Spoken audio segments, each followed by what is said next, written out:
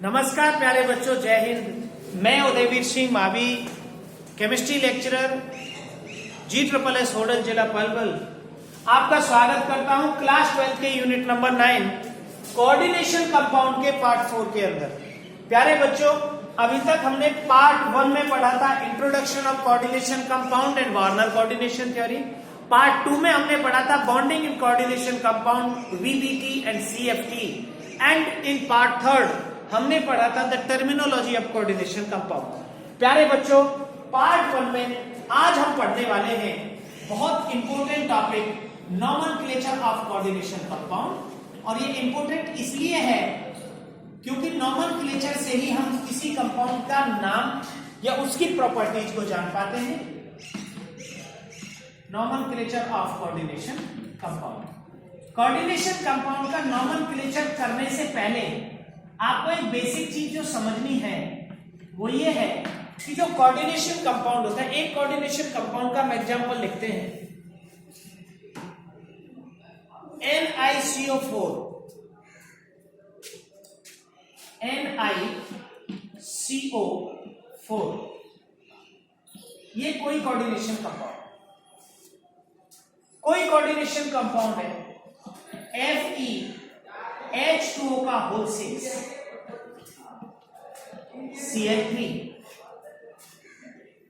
ये कोई coordination compound है आयरन का। और एक जिसको हम वार्नर कोऑर्डिनेशन थ्योरी से ही आज तक लेकर चल रहे हैं वो है हमारा CONH3 का होल 6 Cl3। अब अगर हमें इसका नॉमेनक्लेचर करना है तो इसके बारे में क्या जानना जरूरी है। तो प्यारे बच्चों, नॉमेनक्लेचर के लिए सबसे पहले देखने होते हैं उसके कंपोनेंट्स, उसके अंदर क्या क्या चीजें मौजूद हैं। 3 मेजर कंपोनेंट होते हैं कोऑर्डिनेशन कंपाउंड के। एक कंपोनेंट होता है हमारा CMI, वार्नर कोऑर्डिनेशन थ्योरी ने बताया था, central metal ion. Central metal ion से डायरेक्टली अटैच्ड होती है secondary valency through coordinate bond, और ये दोनों एक स्फीयर के अंदर रहते हैं जिसे हम कहते हैं एंटिटी और कोऑर्डिनेशन स्फीयर। और इसके बाहर होती है प्राइमरी वैलेंसी और इसके इधर होता है काउंटर आयन Ca। इतने कंपोनेंट होते हैं किसी कोऑर्डिनेशन कंपाउंड के। प्यारे बच्चों, नॉमेनक्लेचर के बहुत लिमिटेड रूल्स हैं, हम बहुत सारे एग्जांपल्स के साथ उन्हें समझेंगे। सबसे पहले हमें एंटिटी का नॉमेनक्लेचर करना होता है, और एंटिटी में भी सबसे पहले सेकेंडरी वैलेंसी का, और सेकेंडरी वैलेंसी को हम कहते हैं लिगेंड। तो आइए रूल्स फॉर द नॉमेनक्लेचर हम करें। तो पहला रूल रहेगा नेम द एंटिटी फर्स्ट। सबसे पहले एंटिटी का हम नामकरण करेंगे। एंटिटी में कैसे नामकरण करेंगे? Write down the ligand bye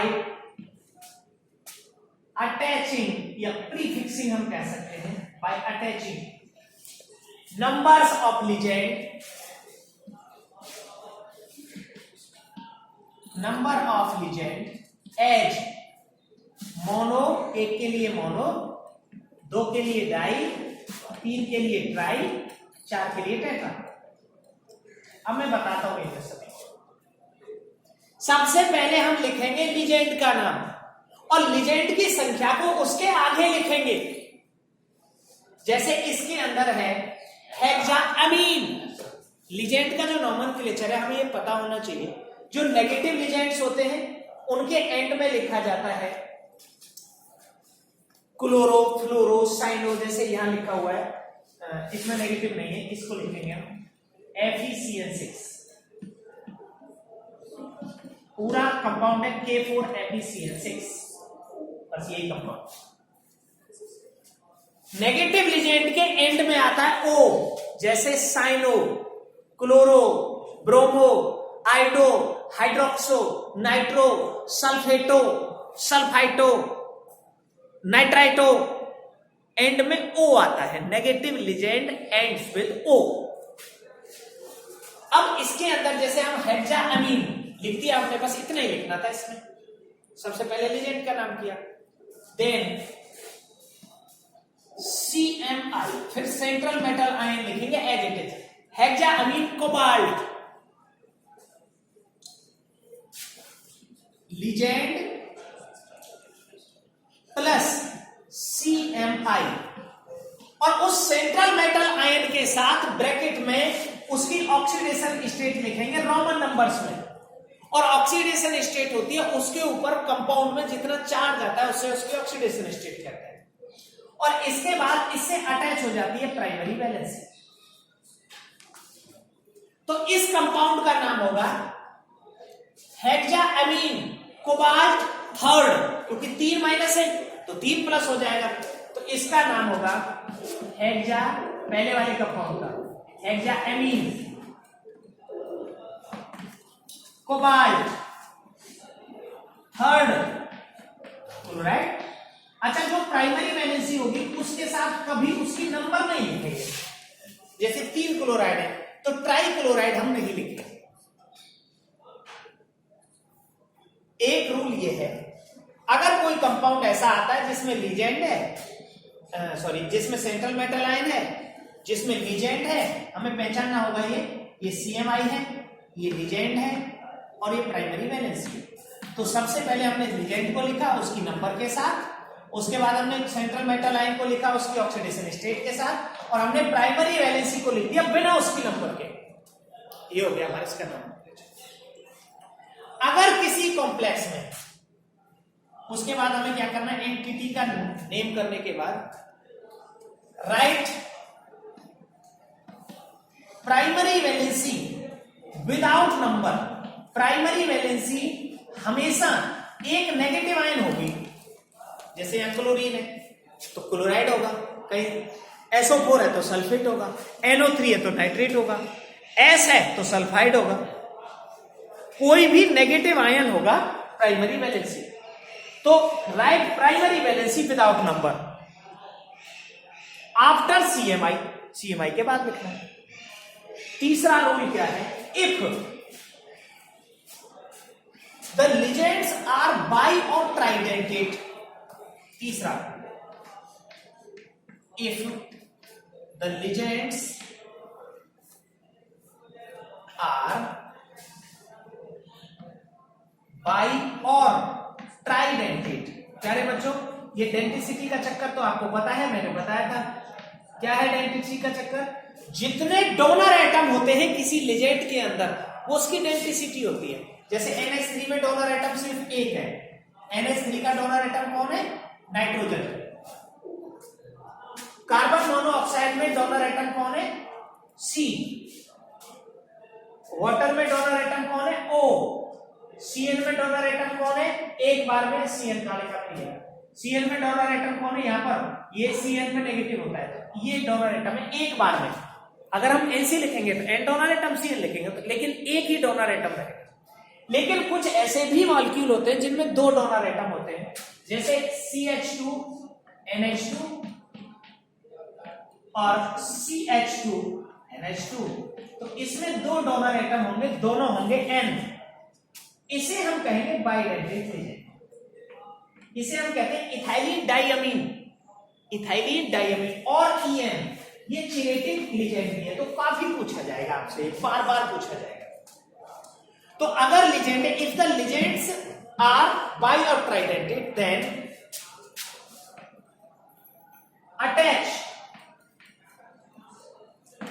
बिस, BIS, bis, tris or tetrakis.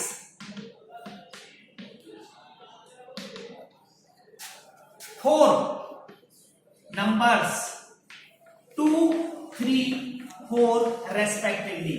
हम नंबर्स के लिए 2, 3, 4 लगाएंगे। एक रूल ये है। तो अब अगर मान लो यहां पर कोई कंपाउंड है जिसका फॉर्मूला है COCl2En2+1, COCl2En2+1।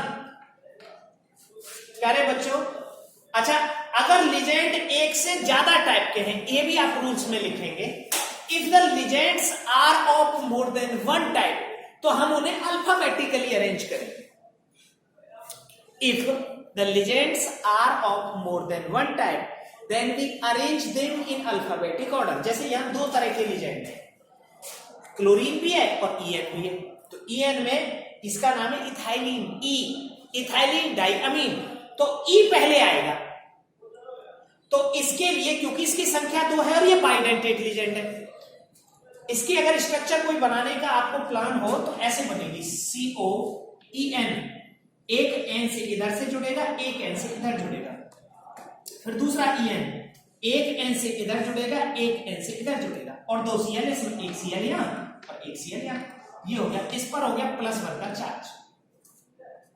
लिखेंगे ना बिस इथाइलिन डाइअमीन, बिस मतलब बिस फॉर 2, बाई और ट्राइडेंटेट अगर लीजेंड है तो 2 के लिए बिस, 3 के लिए ट्रिस लिखेंगे। तो क्योंकि यहां बाइडेंटेट लीजेंड 2 है तो बिस इथाइलिन डाइअमीन डाइक्लोराइडो या क्लोरो, बिस इथाइलिन डाइअमीन डाइक्लोराइडो कोबाल्ट। सबसे पहले लीजेंड के बाद CMI, CMI के बाद ऑक्सीडेशन स्टेट, तो इसकी ऑक्सीडेशन स्टेट क्या होगी, +1 यहां से और +2 यहां से, तो टोटल कितनी होगी 3, कोबाल्ट पर +3 ऑक्सीडेशन स्टेट होगी। तो इसका नाम होगा प्यारे बच्चों बिस इथाइलिन डाइअमीन डाइक्लोराइडो कोबाल्ट थर्ड आयन। इसके ऊपर चार्ज है, प्राइमरी वैलेंसी नहीं है, तो इसमें लिखेंगे हम कोबाल्ट थर्ड आयन। तो एक आप ये भी लिखेंगे number of ligands as mono, tri, tri and tetra, and write in alphabetic order. अगर वो एक से ज्यादा टाइप का है तो हम उसे अल्फाबेटिक ऑर्डर में लिखेंगे। Clear? Next point, if the entity have, most important point, इसमें कंफ्यूजन होता है बहुत बार, नोट करेंगे इसको। If, point number 4, if the entity have negative charge, अगर एंटिटी पर नेगेटिव चार्ज है then CMI, central metal ion, ends with 8, ends with 8, ATE, central metal ion में 8 अटैच कर देते हैं। बताता हूं एग्जांपल देखिए, एक और पॉइंट लिख लेंगे तब मैं इसका एग्जांपल बताऊंगा। अगर किसी एंटिटी के बाहर कोई काउंटर आयन है, काउंटर आयन पॉजिटिव आयन होता है other than primary valency with attach to entity, जैसे यहां पर ये दे रखा है, ये K4FeCN6। अगर किसी एंटिटी पर कोई काउंटर आयन है तो सबसे पहले हम काउंटर आयन ही लिखेंगे। तो अब फॉर्मूला बन जाएगा नोमेनक्लेचर का, ये वाला इस फॉर्मूले में थोड़ा सा चेंज हो जाएगा। इसमें सबसे पहले प्यारे बच्चों एंटिटी को नेम करेंगे, और एंटिटी में पहले नंबर पर आएगा नेमिंग में लीजेंड। अगर लीजेंड एक से ज्यादा टाइप का है तो उसके अल्फाबेटिक अरेंज करेंगे। अगर एक से ज्यादा नंबर में है तो मोनो, डाई, ट्राई लगाएंगे। अगर वो बाई या ट्राइडेंटेट है तो बिस, ट्रिस, टेट्रा किस लगाएंगे। अगर एंटिटी पर, एंटिटी से बाहर कोई काउंटर आयन है तो सबसे पहले काउंटर आयन लिखा जाएगा, तो ये फॉर्मूला बदल जाएगा। अब ये नया फॉर्मूला इस तरह से होगा, काउंटर आयन, काउंटर आयन के बाद आएगा लीजेंड, और लीजेंड के नेम करने के वही रूल है जो सबके लिए है। एक से ज्यादा टाइप के लिए अल्फाबेटिक, नंबर के लिए बाई, डाई, ट्राई लगाएंगे, नेगेटिव के लिए O लगाएंगे, जो न्यूट्रल है उनके नाम फिक्स होते हैं, जैसे NH3 का अमीन है, CO का कार्बोनिल है, H2O का एक्वा है, जैसे इसका नाम होगा hexa aqua, hexa aqua. Iron third chloride, इसका नाम होगा हेक्सा एक्वा, तो ये हो गया लीजेंड। फिर लिखो आयरन, मतलब सेंट्रल मेटल आयन, इसके साथ इसकी ऑक्सीडेशन स्टेट आयरन थर्ड और chloride, hexa aqua iron third chloride, ये इसका नाम हो गया। लीजेंड की वही रूल रहेंगे, नेगेटिव का का नेगेटिव के लिए O लगाएंगे, न्यूट्रल के नाम फिक्स है, और पॉजिटिव के लिए एंड में लगाते हैं सो, जैसे नाइट्रोसो, ठीक है, पॉजिटिव के लिए होता है। तो पॉजिटिव लीजेंड वैसे भी एक दो ही होते हैं हमारे सिलेबस में। तो सबसे पहले लिखेंगे काउंटर आयन, जैसे इस क्वेश्चन में काउंटर आयन है तो सबसे पहले लिखा जाएगा counter ion without number. Entity के बाहर जितने भी आयन मौजूद होते हैं उनके साथ उनकी नंबर अटैच नहीं होती। तो इसमें लिखा जाएगा पोटेशियम, पोटेशियम, फिर लिजेंड, इसके बाद आएगा जी लिजेंड, और लिजेंड के साथ वही नंबर आएगी। तो लिजेंड कौन है? Cn, potassium hexacyano. अब मैंने लिखा था अगर एंटिटी पर नेगेटिव चार्ज आता है देन CMI एंड्स विद 8। अब हमें यह पता कब चलेगा कि भैया एंटिटी पर नेगेटिव है या नहीं है? तो इसका पता लगाने के लिए आपको एंटिटी को वाटर में घोलना है। अगर उसके बाहर से, बाहर एंटिटी के बाहर से पॉजिटिव निकल के जाएगा तो एंटिटी पर नेगेटिव चार्ज ही आएगा।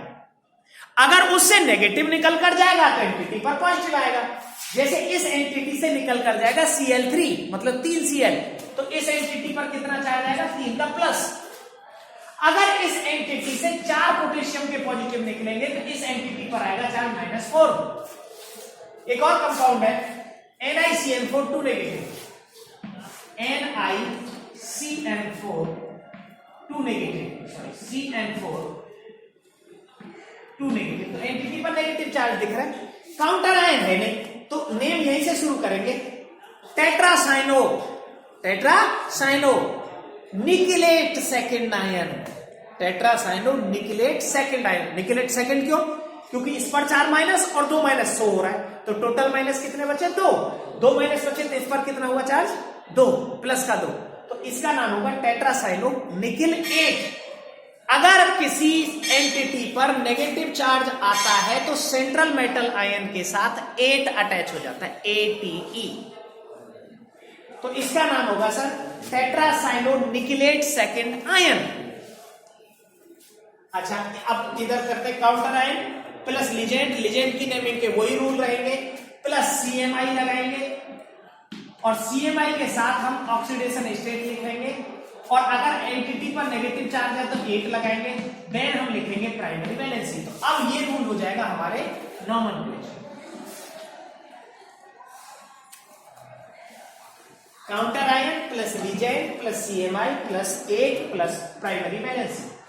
इसका नाम लिख सकते हैं। इस एग्जांपल से हम सबसे पहले लिखा आपने पोटेशियम, फिर लिखा हेक्सासाइनो, फिर लिखा ferret,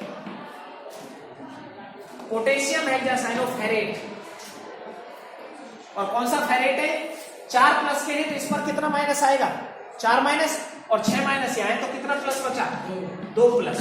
potassium hexacyano ferrate second, ये नाम हो गया इसका। Counter ion plus ligand plus CMI plus 8 plus primary valency. अब लास्ट में एक रूल बचता है तुम्हारे नोमेनक्लेचर का कि अगर दो कंपाउंड्स को, दो सेंट्रल मेटल आयन को कोई लिजेंड बीच में से जोड़ रहा है, उसको ब्रिजिंग लिजेंड कहते हैं। ब्रिजिंग मतलब एक CMI इधर है, एक CMI इधर है, मतलब दो एंटिटी है, entity A entity B। Entity A के लिजेंड अलग है, एंटिटी B के लिजेंड अलग है। तो पहले एक एंटिटी का नाम कर लो, फिर दूसरी एंटिटी का नाम कर लो, और जिसने उन्हें जोड़ा है आपस में उसके आगे म्यू लगा दो। म्यू उसके आगे लगा देते हैं। जैसे मान लो किसी एंटिटी को OH में जोड़ा तो इसके नाम के आगे लगाएंगे म्यू हाइड्रोक्सो, म्यू हाइड्रोक्सो। अब आप कुछ नेम और कुछ फॉर्मूले लिखेंगे।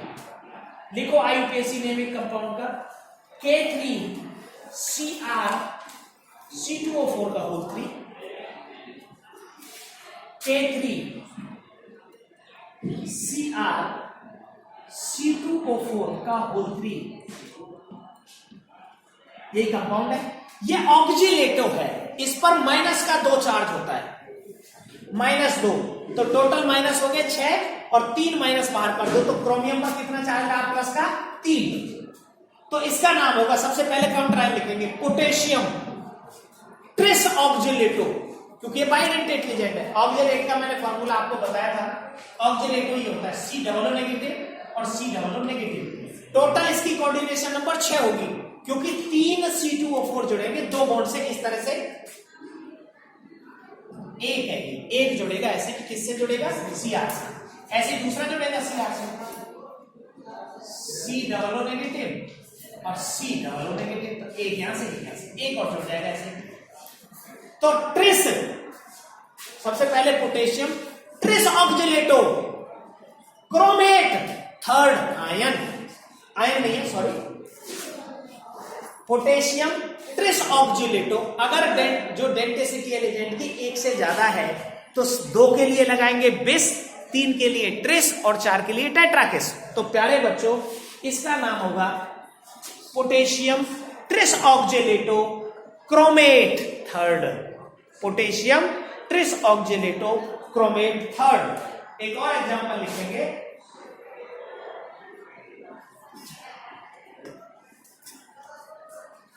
CONH3 का होल 5, CONH3 का होल 5, CO3, CONH3 का होल 5, CO3, Cl। देखो CO3 कार्बोनेट होता है, कार्बोनेट पर -2 होता है, -2 और -1 टोटल -3 हो गए, तो इस पर हो गया प्लस का 3। ये कार्बोनेट लिजेंड है, ये अमीन लिजेंड है। तो सबसे पहले अल्फाबेटिक अगर हम करेंगे अरेंज, तो पहले कौन आएगा? अमीन आएगा। तो पेंटा अमीन, मोनोकार्बोनेटो, कोबाल्ट थर्ड, क्लोराइड।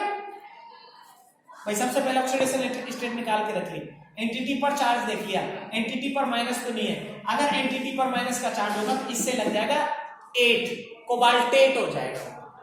ठीक है, सो ये नोमेनक्लेचर रहा आपके कंपाउंड्स का। आप कम से कम 10 नाम लिखेंगे, उनके फॉर्मूले बनाएंगे, और 10 फॉर्मूले लिखेंगे, उनसे नाम बनाएंगे, और प्रैक्टिस करने के बाद बताएंगे कि आपको नोमेनक्लेचर कितना समझ आया। सिंपल फॉर्मूला बस यही याद रखना है, काउंटर आयन को लिखना है, लिजेंड का नोमेनक्लेचर करना है, लिजेंड की संख्या 1 से ज्यादा है तो उनके साथ उसकी नंबर लिखनी है, मोनो डाई ट्राई।